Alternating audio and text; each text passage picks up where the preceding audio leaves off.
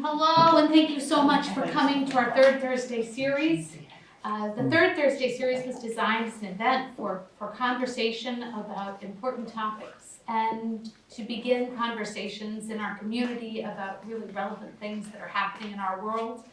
We're so lucky to have had a wonderful group of guests, and tonight is more of the same. Tonight we have Jordan Levy, who is the Chief External Communication Relations Officer, and Jana Zindell, the Chief Strategy Officer of Ubuntu Pathways. Ubuntu Pathways is a nonprofit organization that takes orphaned and vulnerable children living in the township of Port Elizabeth, South Africa, from cradle to career, by providing them with everything that they need. They've dedicated their careers to Ubuntu's grassroots social service delivery model. And this year, they also opened a new primary school on the Ubuntu campus.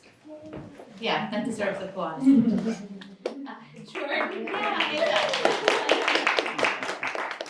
Jordan is the creator and host of Failures from the Field, which is a podcast series that explores the unheard realities and challenges of the nonprofit sector. They have also contributed to numerous other platforms, including Huffington Post, The Guardian, and the Standard Social Innovation Review.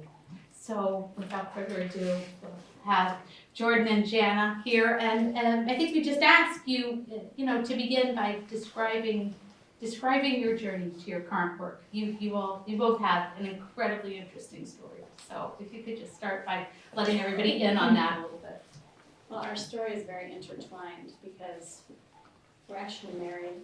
So, I didn't say that part. I wasn't sure if that was... It would get a little strange if we didn't mention that because we actually went down to South Africa together in 2003. And your journey started a little earlier than mine, so why don't you start at the beginning? Sure. Well, first of all, thank you for having us here and to meet kind of the Slate School community and beyond. We've been sort of part of the school since the beginning, just as third string advisors or something like that. But we haven't contributed anything substantial, but it's been something that we felt connected to, and to be here for I think it's my second time here, first time at the school, and I can see a dream come true. So it's really beautiful to be here and be part of this community and to watch an institution blossom, which is part of kind of how our journey was to South Africa. And it does start a long time ago. My initial connection to what became Ubuntu Pathways started when I was 3 years old. And I met somebody who's one of my best friends even today, a man named Jacob Leaf. Well, he wasn't a man then. We were both 3 years old. And we were, the type of best friends that you can only meet when you're that age. We were inseparable, slept at each other's house, all that. And at some point, his family moved off to London, which was a crushing blow to me about high school. And we stayed in touch and all that. So then he came back to the States, but we went to different universities. I went to the University of Wisconsin, which is where Jana and I met. And at one point, I got a letter from Jacob, and I didn't know what he was up to. And he said, "I'm writing you from South Africa. I've come here." And I went down to help create a project in Cape Town. And that project was actually a scam. It wasn't at all what it was supposed to be. But I didn't want to leave. I came to be part of this incredible thing that was happening in South Africa at the time.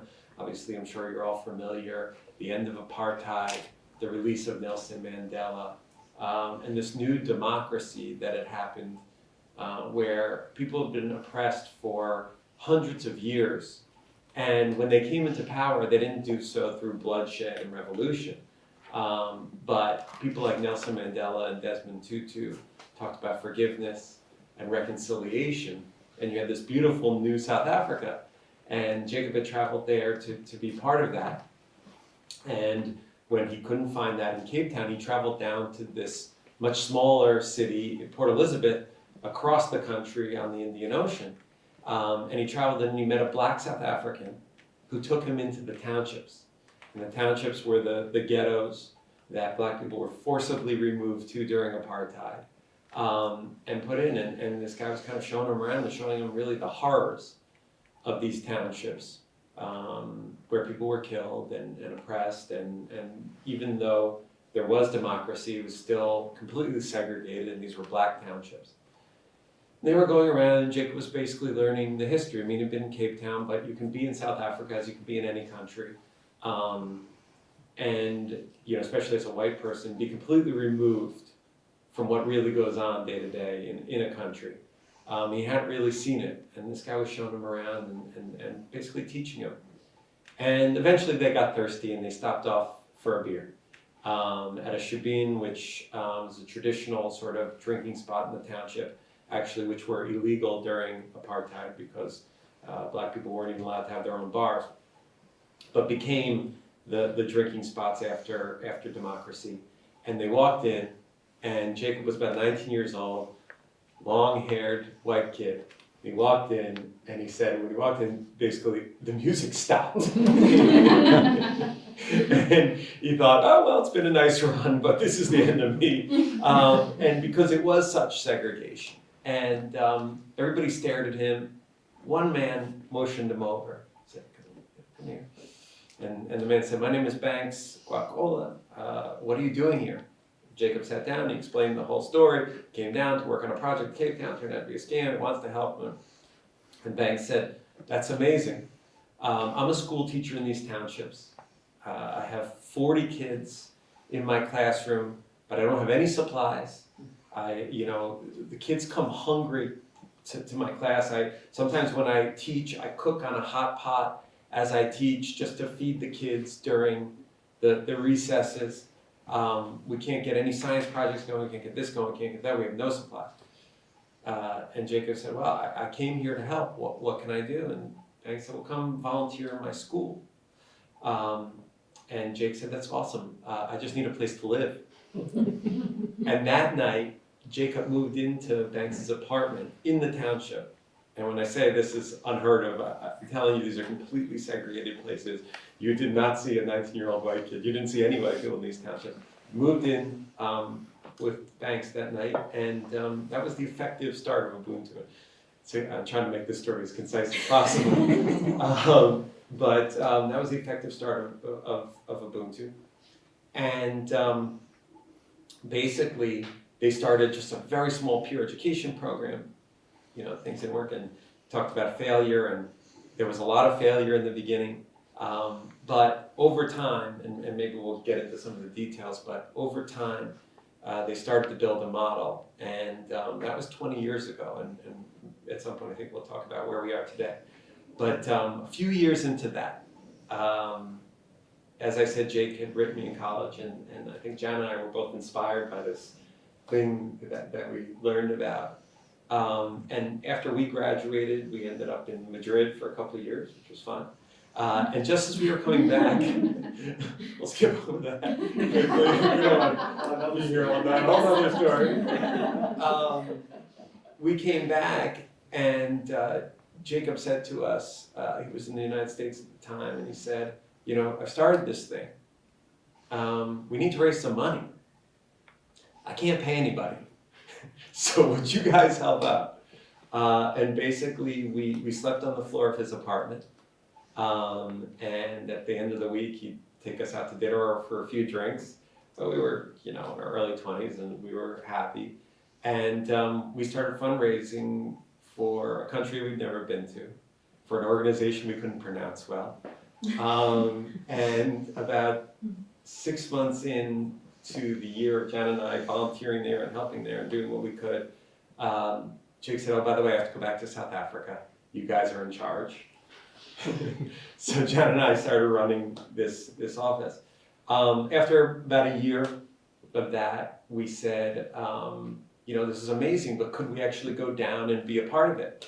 And he said no, because same model as to today, our goal is to empower the local community, to hire people from the community to teach there and to do that. And we understood, and we both said great. And we we decided to go off and study, and we were both inspired to study in different places. Development studies, kind of the scope of this type of work. And then we both graduated and we were both working on a thesis, and we were looking at jobs, and I said, I'll just give Jake a call and see, why not, right? And I gave Jake a call, and he said, well, actually, now that you guys have these degrees, and you could help out a little bit. Could you come volunteer again for no money, for 6 months? And we flew there, and we stayed for 6 months, and then quickly 6 months turned into 11 years, because we ended up living there for the next 11 years, and working and helping to build Ubuntu. So that's the first part of our journey. That's the first part, but then we came back to New York, and we've still been with the organization for another 8 years, so we're however many years, we've been with Ubuntu since the beginning, so 20 years. And that's our journey. Amazing. When I listen to that, I there must be so many ways that those initial days, those very first days, when you arrived there, when you saw what was happening, when you were hearing the stories, and then it was all so real to you. I can't imagine how that must have just changed you inside and changed your perspective about education. And I wonder how is that happening now in your life? How has that changed you, and how do you use that new perspective as educators now? Because you are, we all are, but you are. Yeah, I think just to go back to Jordan's point about we got our master's degrees and from our fancy universities, and Jake said, oh, you can come and help now. I think you can use those skills. And when we came down to South Africa, I quickly learned that this degree did not prepare me for the kind of work that I was about to do. And I came into this community thinking, oh, I have this master's degree. I know what I'm talking about. And that was a big mistake. And I quickly learned that was a mistake, but it took me many years to understand that I needed to understand the context, that I was trying to be a part of this community. I needed to listen. I needed to shift my perspective of education, but of everything that I had learned, and not think I can go somewhere and I can help this community. It doesn't work like that. I learned so much from the community that I got to be a part of. And so that was a big eye-opener for me. Immediately I realized, okay, I'm in over my head. But I was lucky enough to be there and to be a part of this change and this growth and everything that Ubuntu has become. And so that's kind of one aspect of shifting my perspective of education, is that you can't assume a degree is going to prepare you for this type of work. And you have to learn and listen and be flexible.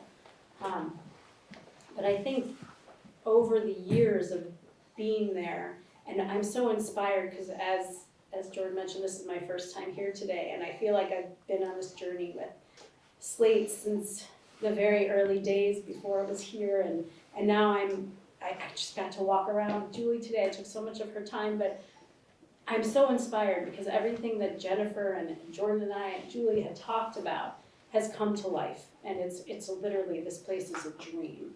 And the way that you incorporate nature here, we are in a very urban, very different setting. We are in the townships, it's urban. When we drive into our office, our campus, there are goats, there are sheep, there are cows you have to stop for, but it's an urban setting. It's just shacks and homes. It's just different. It's very different. Lots of homes on top of each other, and makeshift homes built in the back of other homes. But to me, it's still about using what you have around you, the environment you have around you. And so that I realized when I was there too, that most of the children never, and the adults, didn't leave the townships, even though the beach was 10 minutes away. There's no way to get there for them. So that is their world. That is the reality. That's what they know. So being able to use the environment around them is so important. And that shifted my mindset as well. Is understanding that what the world, we have to explore the world that we live in, and give those children that same kind of investigation and curiosity that we experience. And it doesn't matter where you are, you're doing it here, we're doing it there. I could talk about this for a much longer time, but I wanna allow you to speak about it. Yes, dear. No, I agree, and it really did shift my perspective as well. I think I had to learn first to become an educator if I am one. You know, I think that I grew up in New Jersey. What I saw growing up, I thought was the world. I mean, because that's how it's presented to you as a child. Your surrounding is, you go a certain finite geographic area, and that's where you spend most of your time. Even those of us who are fortunate to travel a bit, you always return back to that situation. And I thought, you know, my suburban community in New Jersey was how the majority of the world lived. And when I got to South Africa, I learned that I was dead wrong, and that I really didn't understand how most of the world lived. And the poverty that we saw, because Jana mentioned the context of this urban environment and the shacks, the way people lived, and the lack of you know, toilets and lack of sewage, and you know, the lack of food that could be eaten, you know, for these children before they came to school, and how they were prepared. And you know, I talked about Banks talking about cooking during class just to feed his students. Really trying to understand how that shifted their learning experience, because it shifts it completely. We talk about educational theories, we talk about the supplies you might need in a classroom or where a teacher went to school. But if the fundamentals of that child's life has already broken down, you can't even start. So the way we ended up designing Ubuntu, which is not primarily a school, but now has a school, is to serve those needs first. And it took us 20 years to open this school, because we had to build programs that provided medical support and psychosocial support and household stability. We go into the houses, we go into the community. And when I say we, I mean people from the community who work there, as I explained before. But yeah, it's a fundamental thing where you have to understand the building blocks of a child's life to get there. In some communities, like mine, where I grew up, the parents are able to take care of that, or the caregivers. In this community, that's not possible.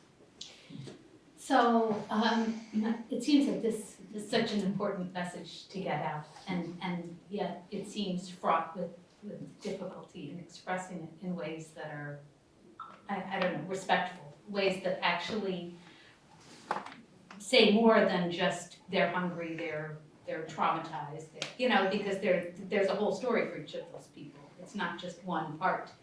And, you know, we are bombarded, I think, and anybody who reads the newspaper or watches the news with all these buzzwords for people that kind of, we kind of get the feeling that we have understanding about things that we really know nothing about.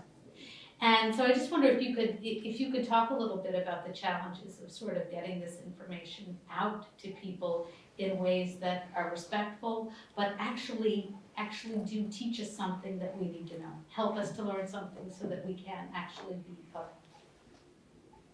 That was a really good question. Hey, awesome. Do you want to start? No. Well, I think the reason that for us it's such a good question is because we've actually battled about this over the years, and not because we disagree, but because our positions within the organization actually put us in a semi-conflictual position. As Julie said, Jana's the chief strategy officer, which came from being the chief program officer, so she deals with all the strategy, all the programs and everything that I get to talk about, and I deal with communications and those buzzwords. And the truth is, the easiest way to sell these things is to create digestible concepts. But the problem with that, and I learned this from Jana and those who were closest to the ground before I learned this from my own experience, was that we do create these buzzwords because they are the easiest way to sell things. And we simplify because if we're trying to fundraise, which is my job, what you want to do is create a cost per something tangible. So the easiest thing I could sell you if I was raising money for this school would be a chair or a camera or anything that you can see and that you understand you don't have to have any educational expertise or that type of thing. And most people wouldn't, and it's no negativity towards them. They might be high-powered whatever's in their own lives, but they don't understand that. So I want to equate simple cost with a simple product. And one way to do that is to sell you a child as an example, or a bed net to prevent malaria, or those type of things. The problem with that is, as we know when we get into our own professions, none of those things are as simple as that. There is no exact cost for raising your child. If you think about your own children and the way you raise them, it's not just the school tuition, it's not just the doctors, it's not just the eyeglasses, it's not just the tutors, not just the soccer. It's all those things, and for every single child, our older child is very different than our younger child. Very different.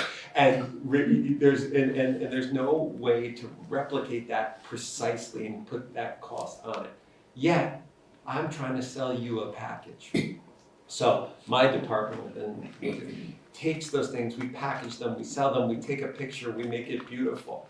The truth is, some of the kids in our pictures with the moment I took the picture are gorgeous and happy and playing. The next day, their household burns down or something like that. And, we're constantly reminded of that. So I go out and I sell a product and I get money to produce a certain thing. And then I hand that money, this is very simplified, of course, but I hand that money to Jana and the program. And she's supposed to, and they're supposed to make this all work exactly how I sold it. So you can start to see the conflict there. And the truth is, I've tried my best, and our organization has tried our best to move away from those buzzwords like sustainability, like just saving a child's life. You hear about X amount of dollars to save a child's life. There's no amount of money that can save a child's life, right? Some things are very helpful. Some kids need certain things. But if you go out and you just say, for this much money, I can definitely save that child's life, it's dishonest and it's disingenuous. And when we start raising money that way, the problem is donors hear one organization sell that. And then they go and demand it for another organization. And the other organization says, oh, well, if I can get that much money for doing this, even though I'm kind of doing it, it's for a good cause.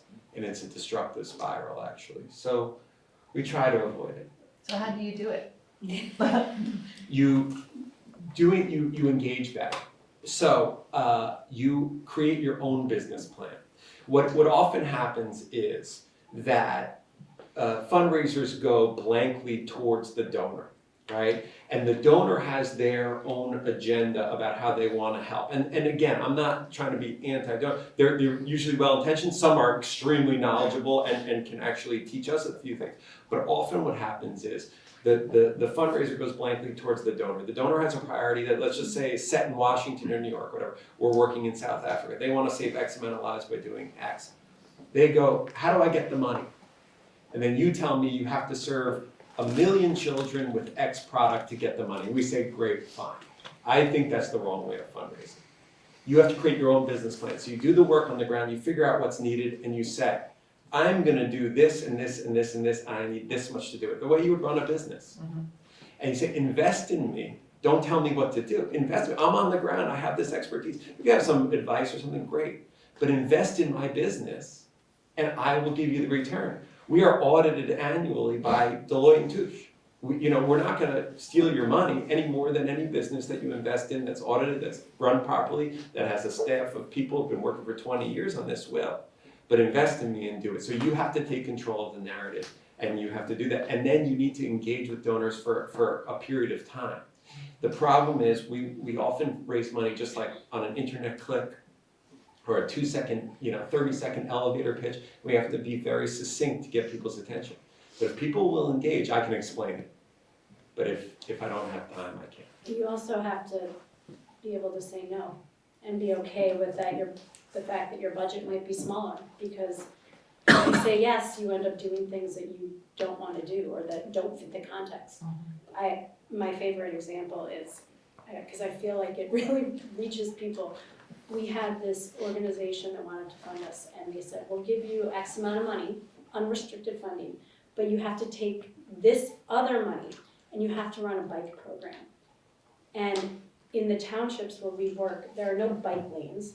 The driving is not exactly safe. There's cars the cars that are on the road, they're not always following the rules of the road. Nobody has a bike, and there's no place to lock your bike. And what about helmets? And I mean, just the list goes on. And we tried to explain this to the donor, and at the time, this was many years ago, we ended up taking the money because we thought, okay, well, we're gonna get all this other money, so we'll just do this bike program and it'll be okay.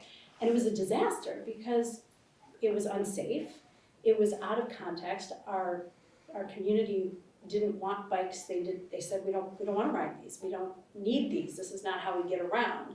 It just wasn't the right fit. And so we started to learn to say no. And it hurt us, but that was okay. We had to move in a direction where we said no, and this is okay. It's just not what we do. We're not gonna be donor driven. We're gonna be driven by what our community wants and needs. At the stage that our budgets were the largest, we were the least effective. When we had less money from saying no, and lessons like that, we became more effective. We streamlined. Because actually what happens in fundraising too is, with examples like what Jana brought up, with examples we've had with the US government as an example, if you start taking money that requires you to do things above and beyond your mission and separate to your mission and often divergent from your mission, the dollar is actually worth less than a dollar.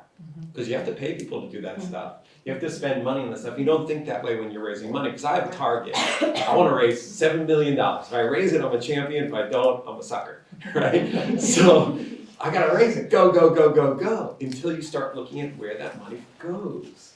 And then you're raising 7, but you get the value of 3 or something like that.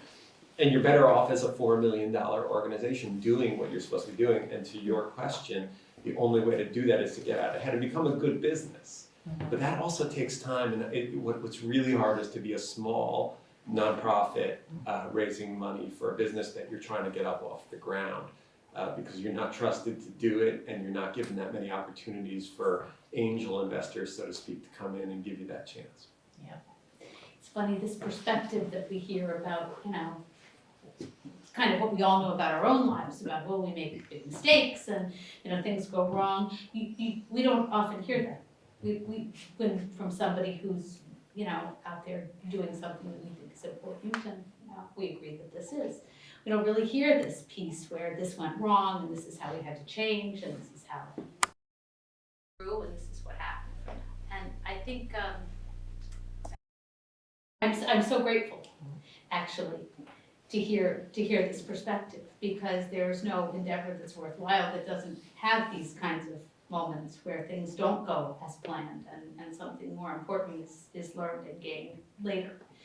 And I know that you talk a lot about failures, and I'm just wondering, was there a particular moment where you said, not only do we have to be transparent about the things that are going wrong, we actually have to tell people that these are the things that go wrong so that they can grow too. I mean, was there a moment where you said, this is what we need to share with people? I think, and Jordan will talk more about his podcast, but so Jordan and I were in South Africa when Jacob left and went to fundraise. And we were on the ground working with staff on the ground. Like Jordan said, our goal is to develop capacity among leaders in the community, and our entire staff is from the community or communities that are like that, outside of a few staff members. And while Jake was out there fundraising, we were telling him, okay, this isn't working, and we need to change this, and we need to adapt that. And it was the only way that we were able to move or evolve as an organization. Like Jordan said, we started out with just a peer education program, which at the end of the day was not what our community needed, and we needed to listen to our community. And one of the reasons that we moved in a different direction was we wanted to put computer centers, and that was actually my first job when we first went to South Africa. I was in charge of putting computer centers in different schools and training teachers, and huge failure. I can talk about that. But it was an important lesson learned, and through that was just another experience that a mother at a parents' meeting raised her hand and said, "Excuse me, this is fine, these computers are fine, but our children are dying in front of them." HIV was very prevalent at the time, and the mother said, "Well, what are we doing about that? Let's start with that." And that was another aha moment from our community that we need to start with healthcare before we talk about computers. We need to start with just the basic health of our community. So we continue to learn those lessons on the ground, and then we were able to communicate that. But as we did that, the fundraising team was in a position that they had to then start to say no, and we have to change. And through that, we started to realize we need to start telling these stories, because other organizations, like Jordan shared, were not. And Jake has this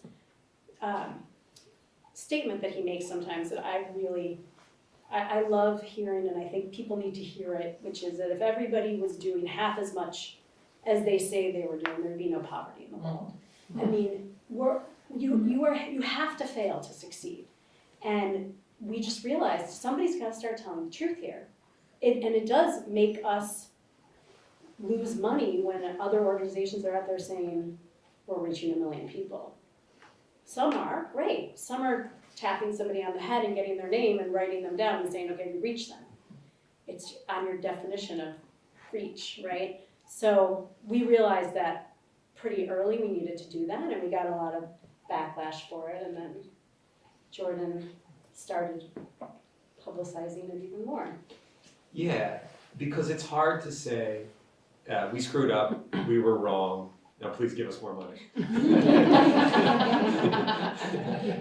not a particularly advantageous position to be in, so most people don't do it.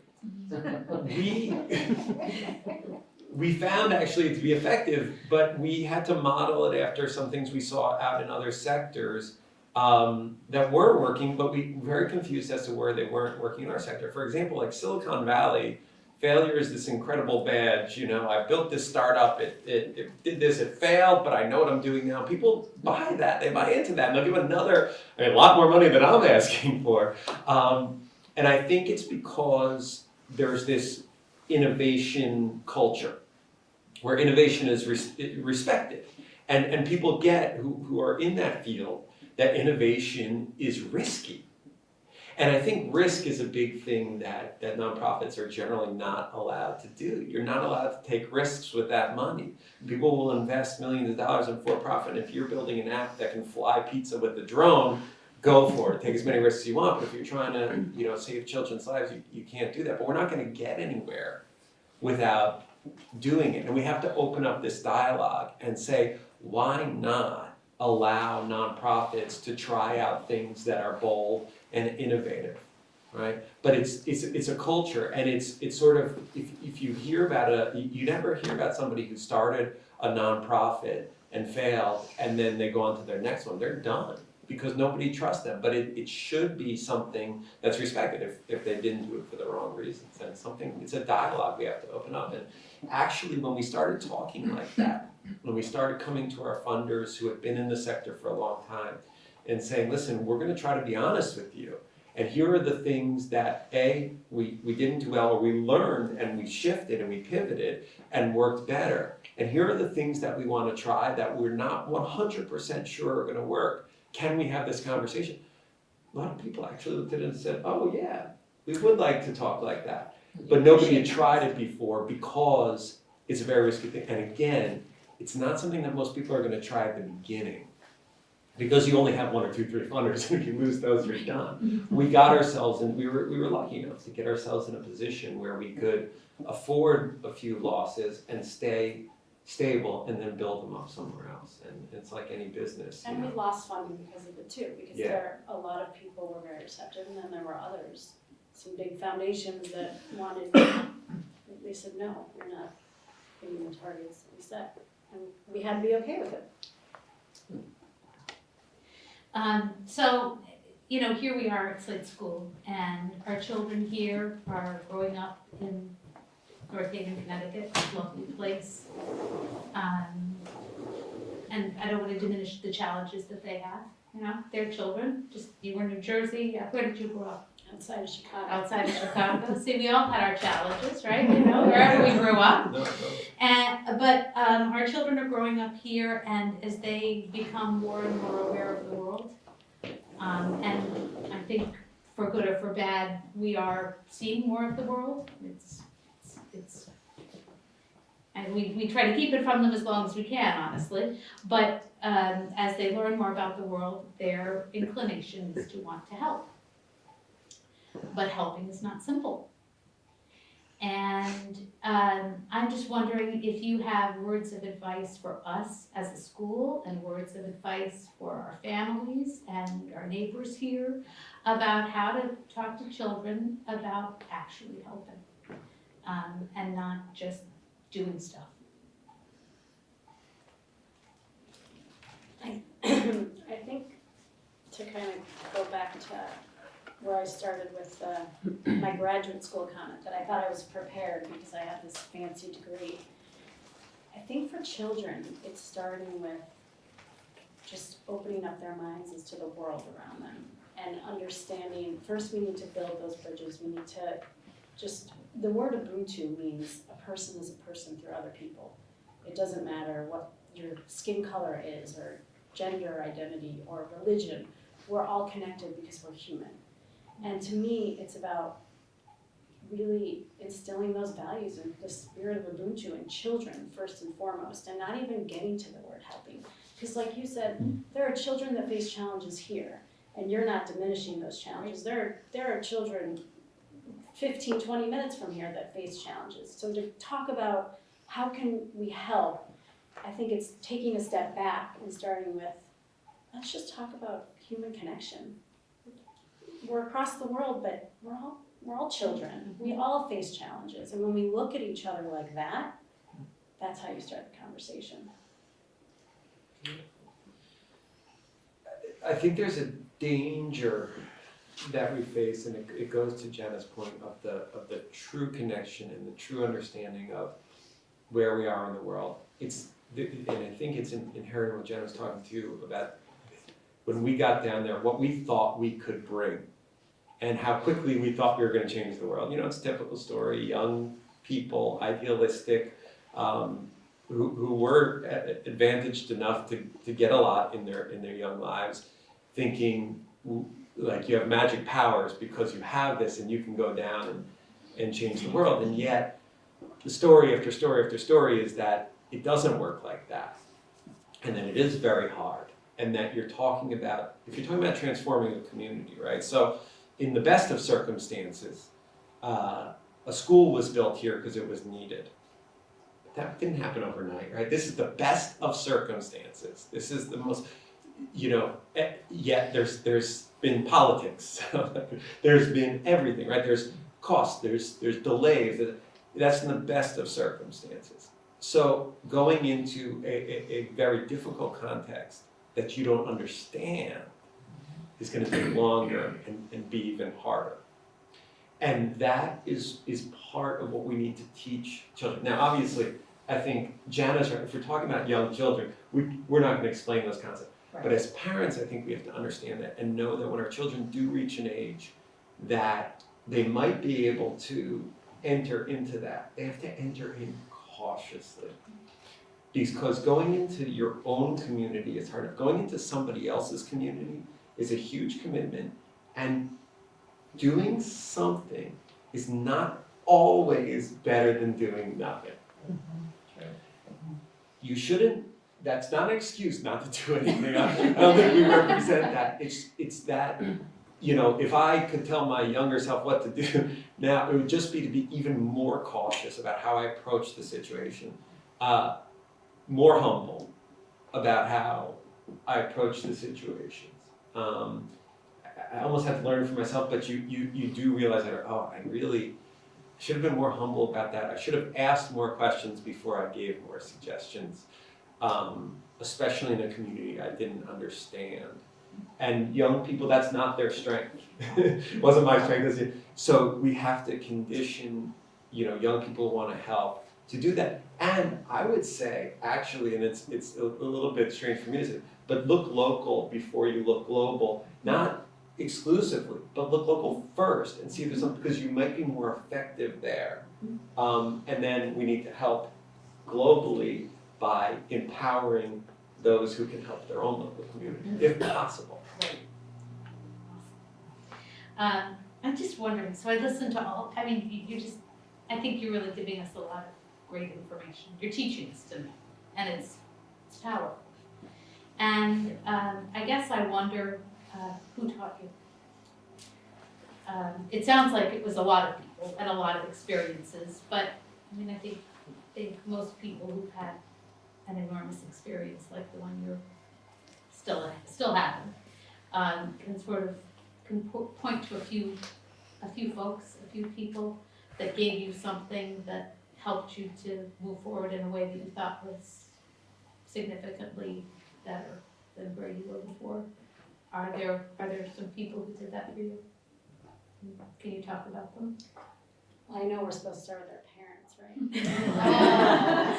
My kids aren't here, so you don't have to start like No, that. of course, but I'm gonna focus on Ubuntu because, of course, my parents, I've learned so much from them, but again, I went into this community and like Jordan said, children are not, you know, we think we know everything when we're a certain age. And I was 23 and graduated, I got my master's degree, 23, and I'm like, oh, I'm gonna go fix all these problems. I didn't even know what the problems were, I just thought I could fix them. And so I get to this community and I think I know everything, and I was humbled very quickly. I mean, it took hours for me to be like, oh, this is not what I thought it was going to be. And it was the people that allowed us to be in their space and to still accept us to be there and to try to help, even though we did have some skills and experience that could be helpful, but it had to be done in the way that we were observing and listening first, and the way we learned how to give our support was very different than what we thought it was going to be. So people that we worked very closely with, and if I started naming names, I would name hundreds of people, because it was every single person that gave me the chance in the community where Ubuntu is to just be a part of the change.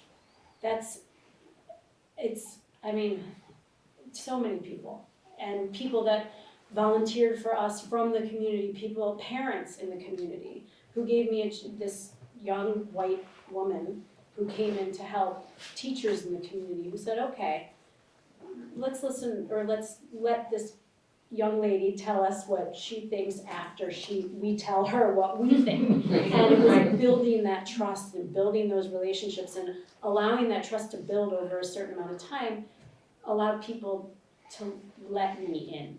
And again, if I named one name, I'd feel like I would have to name so many people in the community, because I've just been lucky enough to be let in, which allowed me to grow and learn and then help in the right way.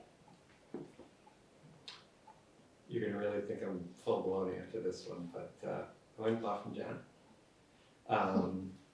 And one of the reasons is, you mentioned being a white woman in these communities, that it wasn't easy being a white man in these communities, but as I think we all know now, and I say now because I think it took us a long way to realize it, it's always easier to be a white man in almost any situation. And even there, where being in a Black community, you know, there was a resistance to white people coming in again after they had created apartheid, there was still some, you know, even if it was perverse respect for a white man, and being a white woman in these communities is really tough, and I don't think I got that at the beginning, and Jana was respectful and trust and listened, but also called out a lot of the BS that she dealt with, which I didn't see well at the beginning, and it caused a few fights. But It's a miracle we're still but together. no, it's true.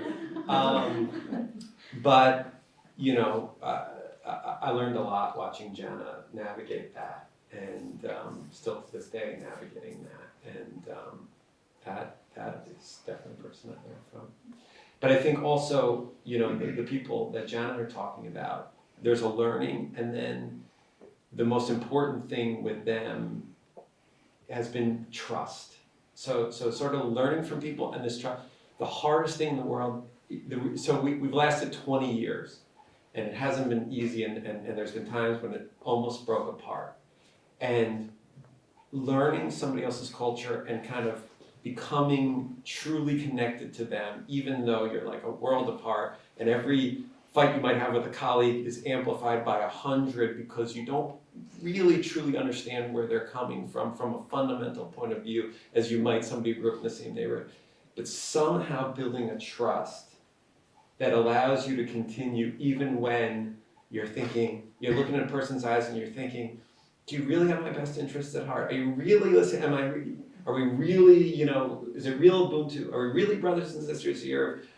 You know, and getting through it once, twice, 3, 10 times until you finally relax and you're like, all right, we are brothers and sisters. And real like family stuff where you fight and you sometimes get really angry, but you know they'll be there tomorrow and you'll be there tomorrow and you're gonna make it. And that's probably where we learn the most. What do you still want to do that you haven't done yet? Just open the school, and we're so, like Jordan said, it took us 20 years to open this school, and the very first moment that I got my tour of the community we were working in, I said, why doesn't Ubuntu have a school? I mean, this was 2003, I'm wondering why doesn't Ubuntu have a school? But it wasn't that easy, and year after year it was trying to complete our model, which is cradle to career. So we work with women, mostly living with HIV, but many women who are not living with HIV, and make sure that they deliver healthy babies. We work with them through prenatal care. We have a day clinic where we work with the mother and child, and then postnatal care. Then we have early childhood programs, and then we had wraparound services, so counselors going into homes, and after school programs, and then job skills training, workforce development programs to get people into the world of work. So we were doing all of those things, but we didn't have our own school. And it limited us in making the impact that we wanted to make. And politics and lots of different challenges and government departments, year after year, it was a dream.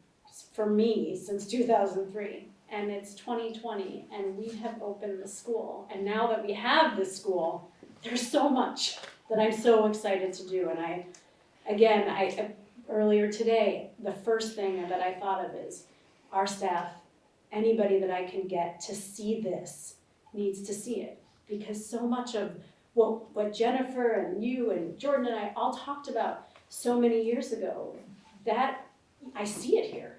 It's here, it's working. Our context is so different. The access to resources that we have is so different. All the children enrolled in our school came from our early childhood program. The ratios of the number of children we have in our school already, we're at 120 children. You guys are at what, 17? 23? I mean, it's a different world, but there's still so much that we can be inspired by and learn from here, and I'm just from them. Yes, from each other, and I'm so excited for that next stage of our journey. Yeah, I would echo it very much that our motto has always been about depth rather than breadth. Not how many children we can reach, but how deeply we can reach each child. And I just want to do what we do. I just want to be great, because that's what matters. right? I mean, everything that when I'm here, I just see like an attempt at greatness. I mean, you want the air that these children breathe to be as pure as possible. You want the light that they experience to help them sleep at night. You want, no, but I mean, that's what we want for our children, right? Like, we want the best. And that is lost in poor places. And it's lost not only by those in poverty who have never seen it and experienced it, and it's hard for them to imagine it or strive toward it. It's also lost on those of us who donate to these places, and we think, oh, if we give just a little bit, that'll help. No, we want the best for them too. Like, everybody's got to strive for that. No, it's not always possible, and we have to be realistic. But I want to do what we do. I just want to do it better. So I'd like to open this up for questions. If people have questions.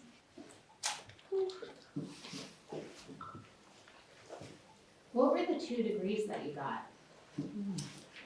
Mine was in international development and public policy, which was at the time not something that any of my parents were like, what is that? Nobody, but now there are so many universities that have those degrees, international development, it's everywhere now, but back then, I'm so old, it wasn't really a thing. So I really searched, it was newish, yeah, so I searched to find this program that Georgetown offered, and half of it took place in Argentina. So that was interesting. Development studies, so similar. I was curious, you said at the very beginning of your talk that, you went in and you met that young man, you slept at your friend slept at his apartment. So, and I keep thinking of, from Star Trek where you have all this, you're not supposed to go into a community and change it, you have this very distinct role when you go in.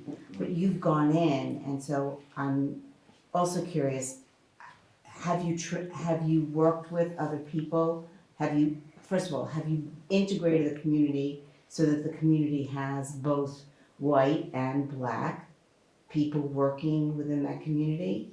Have you trained others or worked with others or given them the opportunity so that they're now leading within their own community? Or are you sort of still doing that? I'm sort of curious about the whole. So we've been committed to this model of developing capacity from within since basically the beginning. And even when Jake said, you guys can go down and help, it was supposed to be for 6 months. So we were lucky enough to push for Jordan, made sure that we got this funding that is all about our internal leadership development program, is what we call it. And it's all about building capacity from within. And a lot of our staff and outside community refer to Ubuntu as a university. And we train people internally. So we have different professional development programs, different experts come in, people like Julie come and might spend 6 months with our teachers, our teaching staff and work with them. Awesome. Yeah, we do really cool things like that. Sabbatical?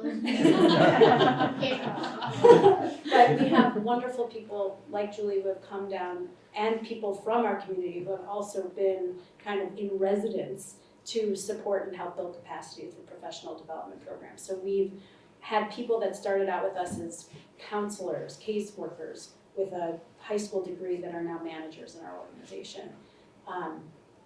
We have many examples of that, and that's what we really believe is the only way to make it work, is that people can provide outside support, but we need to make sure that the community is led by people from the community.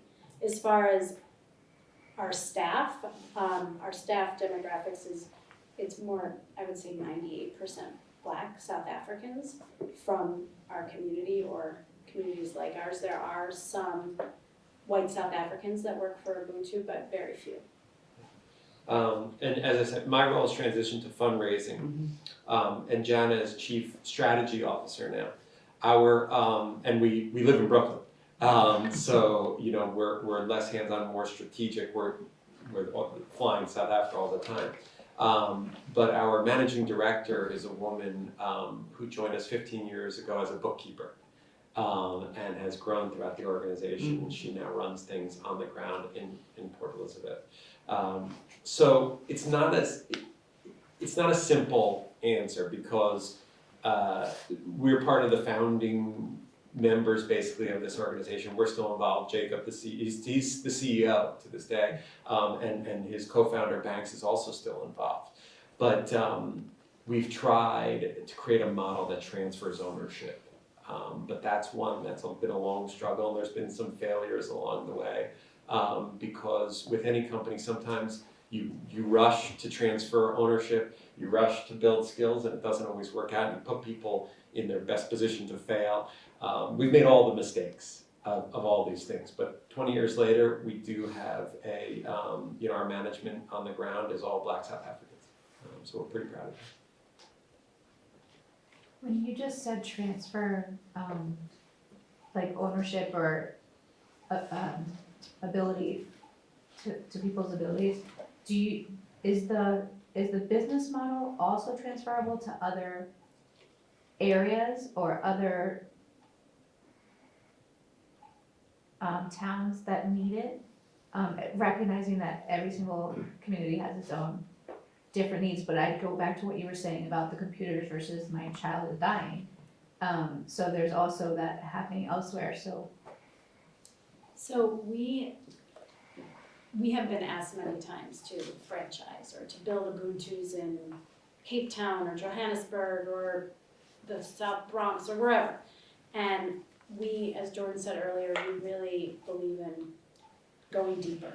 And so our model or our answer to scaling and growing was always to go deeper and find ways to do that. And we believe that our cradle to career model can be transferred to other communities, but just like you're saying, taking into consideration the context and what that community needs and having that community involved and really leading that process.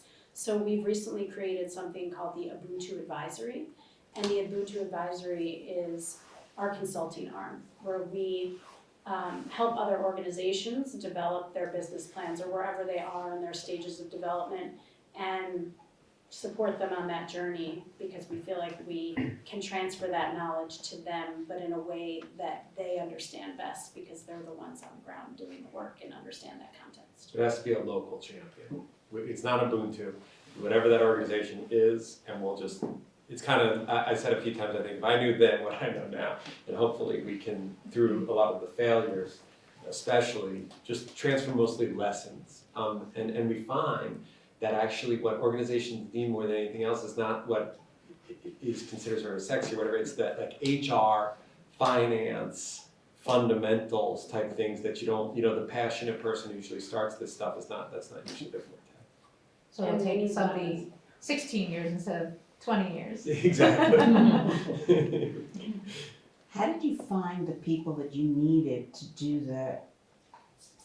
the other work, the social work, the physicians, the money involved to get, I don't know, I assume you had to get medicine, you had to do all those things. So how did you do that? Where did you find these people? Yeah, so that model of our recruitment model has evolved over the years as well. When Ubuntu first started, that peer education program, that was volunteers. We were volunteers, the people from the community that were doing that peer education work were volunteers. And we realized we needed to evolve over time and have a clinic and all of the different positions. So with our teachers, with our educators, we've had an early childhood program since 2012, very much like this. It's a play-based emergent curriculum. We trained all of our teachers. We recruited young talent, people that were passionate and excited about shifting their mindset as to what play-based might look like. And most of those educators are still with us today, but they were trained at Ubuntu, and we were looking for people that just wanted to grow and develop. Nurses, doctors, that's harder. We have a public-private partnership with the Department of Health, which took us a very long time to make work, but it's a very good partnership with them, so we get all of our drugs for free. So we provide 400 people in our clinic with HIV treatment, and we have 95% retention in care, people who want to keep coming back, and that's been over 5 or 6 years that we have the same people coming in for their treatment. So all of that treatment that we get comes from our relationship with the government. It's completely free. We're seen as part of the community. We're seen as part of the Department of Health. So we're another clinic that you can access. That relationship has helped us recruit nurses. There are very good nursing programs in Port Elizabeth and Cape Town and beyond where we are based that allow for professional development. So we've been able to kind of tap into that market. Doctors have been a lot harder.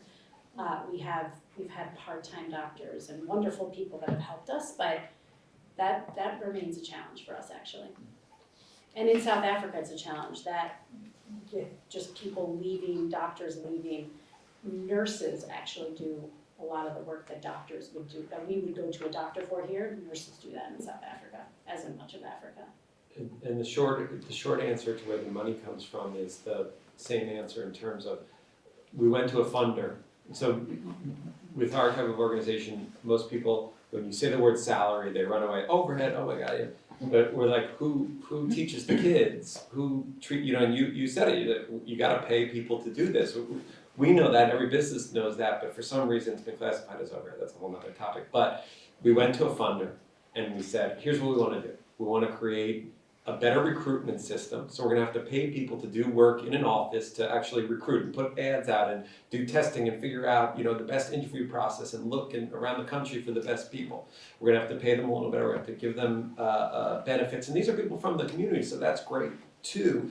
And we have to work on retention, we have to give health benefits and things that you consider a career. And that you would stick with and you would get better with, and as you go, you earn more money.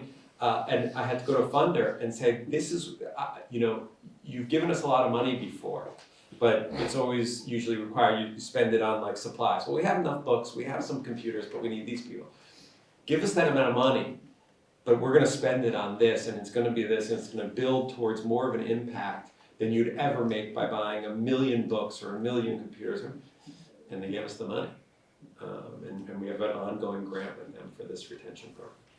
And we make, I would say our impact comes from retaining staff, because you train people within and if people wanna stay, and also our children see the same faces and build that trust and build that relationship, that's what makes Ubuntu work. And so this whole conversation about not, paying for people's salaries or overhead, if people really start to understand where that money goes, that's the educated funder. Turnover kills companies. Even when I made a joke about you taking 6 months sabbatical, her face turned.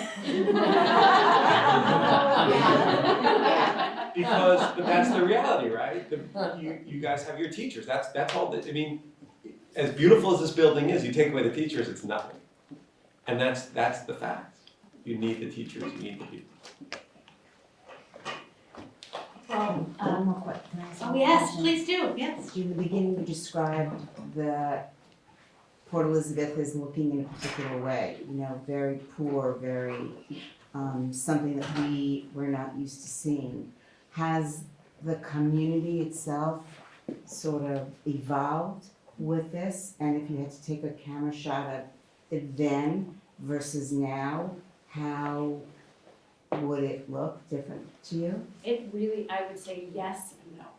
Yes, it has the infrastructure, there's a shopping mall in a place that we would have never imagined for the first 10 years we lived there would be a shopping mall. And it's as you enter into the township. So it's very smart because people need access to these resources. It's very expensive to take a taxi into town to get what you need. And that was our whole model, was to put the Ubuntu Center, to put this community center smack dab in the middle of the townships and say, we're putting this here so people can access first-rate, high-quality services, this center of excellence, as opposed to having to go to town, which is a 10-minute drive, and it costs people money that they don't have to access quality healthcare or quality educational support or whatever it is. So Ubuntu is right in the middle of the township so people can get there.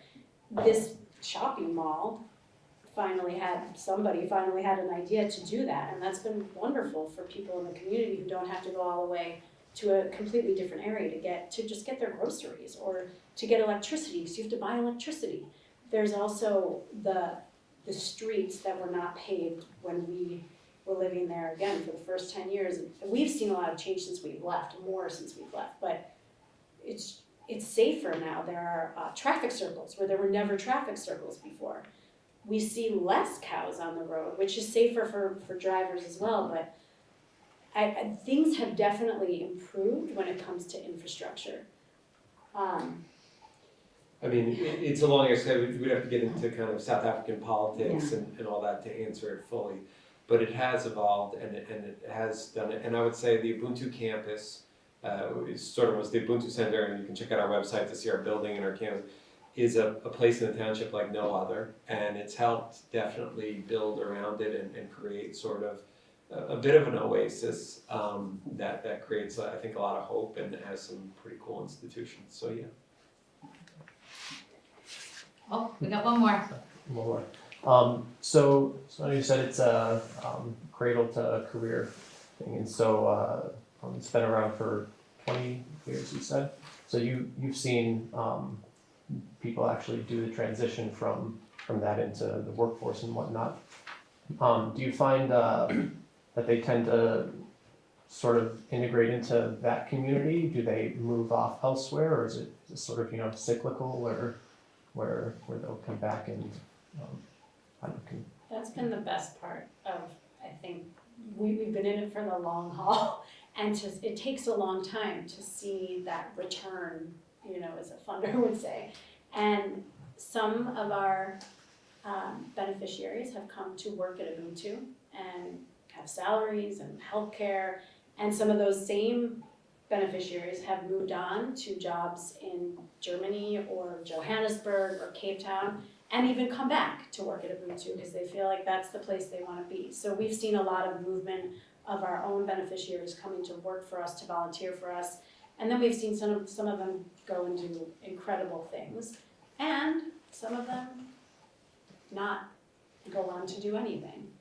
And for those people, we remain a safe space where they know that they can come and get health care and access our resources that they can access and still try to move on with their lives. So we've seen it all, but those successes of people who have come back to work at Ubuntu and want to be at Ubuntu when they can be in Germany, and that's pretty cool for us. And generally, the question of giving back is quite complicated in South Africa. It's a lot of places with poverty where some people go out and then they're supporting a huge extended family. So they do make it, but they go off and they live in the big city, they don't live in the townships, and they're living a different lifestyle. But they're supporting a web of people you can't see. So some people have physically come back, done this, some people stay away, but we can never know exactly how they're connected back to the township and all that. So it's hard to judge, and it's actually a big issue in South Africa right now. It's a major question of how people who have made it are giving back to the community, just like most places. Right. So through all the ups and downs, what was the thing that kept you guys most fired up to continue and push forward? And then what is the love now in the future progression of what you all see? I mean, it's profound. Thank you for sharing. It's been very inspirational. So just kind of what kept you going and what do you look forward to? I think, honestly, it helped to have each other, because it was hard. This is hard work, and there are a lot of challenges, and there's a crisis, and then there's another crisis. There's a child that you take a picture of for your annual report, and then the next day, there's things that if I share them, and I'm gonna just bum everybody out, and it's like, some children are on track and they're doing so well, and it takes one terrible thing to happen to their home or to them where they're off track for years. So it's challenging work, and having each other, but having a group of people that we built that bond with on the ground that have all stayed together and we've been together. And like Jordan said, we even would get fired up because we have different opinions, but we built that trust to have that group of people at Ubuntu, both us, but also people from Zwede, where we're from, where our organization is based. That has kept us going. It's the people, it's the relationships, more for me, more than anything else. I mean, and it's those people that have fired me up, that I've disagreed with, that I've called out on certain things, that have called me out on certain things, and we had a panel where I was talking with other people who have done this kind of work. We were on that panel. Oh. And we were talking, I think we were on that panel at Jennifer's other Life Unite for Sight conference, and we were talking, somebody asked that question, it sounds like you guys are talking about all these challenges and all these failures. Why do you do it if that's, like, what is the point? You seem kind of miserable. All of us, we're saying the same thing, it's the people. And it's the smile of a child. I mean, we're sitting in this beautiful space, it's literally a child walks in and you're like, well, how can I not keep going? It's those relationships, it's those children, it's that. I don't think you're miserable. And coffee. I think you're And very coffee. inspiring. No, I wouldn't change anything. I would go through all the failures again. I would go through all the arguments again and the debates, and we still have them, because we still have challenges. I mean, even today. That's just because you won them all. But for me, that's really. I can't add to that, that's it. You had another part to that question. Just the love to continue forward. So the relationships and Yeah, seeing the it's people. that, it's the same people, it's the same community, it's. I think that's, at least in my personal experience, I know the challenges is what makes the future happen. And that's what makes you be able to enjoy the future. So, If it was easy, it wouldn't be as much fun. or worth it. That's right. Well, thank you all so much for coming to our third Thursday tonight. I'm sure you will agree, it was incredible to have our guests tonight. Please do find Ubuntu, follow them, look them up on the web, listen to Jordan's podcast series, Failures from the Field, and just continue to stay in touch with us here at Slate School so that we can know what would be of interest to you in the future for programs that we could bring for the third Thursday series. And thank you, and have a great night. Spread the word.